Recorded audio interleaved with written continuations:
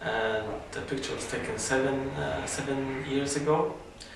It was just after I had my 18th birthday, and there's this big road sign on the wall, which I got for the birthday. My friend stole it from the street. But the main reason I chose this photo is it's because I'm with my little sister, who I'm very sort of connected to, and I love her very much.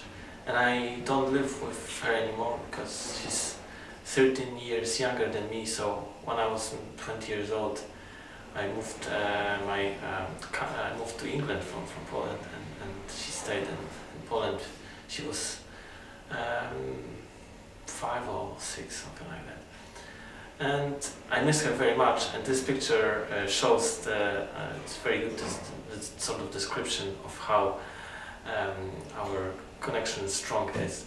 I'm hugging her very strongly, and she's got this peaceful, nice face, and I'm just making like funny face, being silly, and I'm hugging her very strongly, and that's just such a nice description of how our relation is and how much we like each other.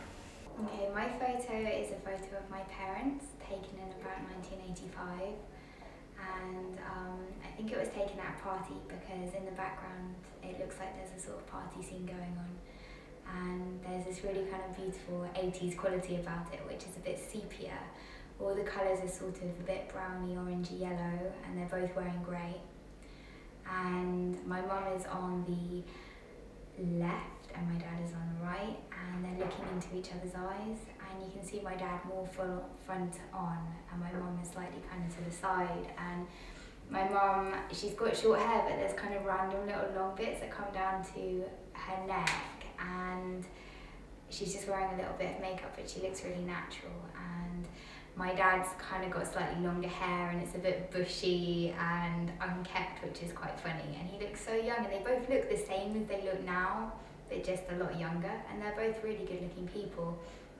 And you can see on my mum's cheek, on the cheek that's facing the camera, kind of red scars, because my mum had been in a really horrible car crash a few years before it was taken, where she lost her best friend, and my dad was the first man that she was with after that crash, and she never believed she was lovable. And then my dad fell in love with her despite the fact that her face was all cut up.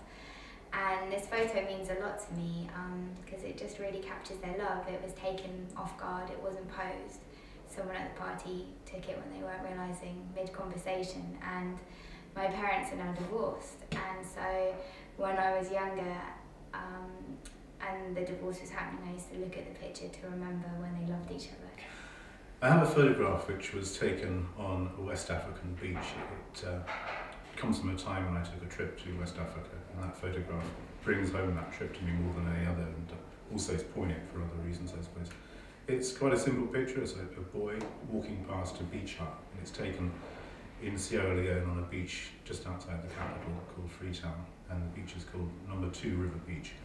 It's not a very evocative name for what is a fantastic stretch of sand that seems to go on for miles. And when I was there that day when I took that photograph, I seemed to be the only person apart from this small boy on it. It was just an idyllic, wonderful beach. Anyway, when I look at this picture all these years later, it's particularly poignant, I suppose, now because of what subsequently happened in Sierra Leone.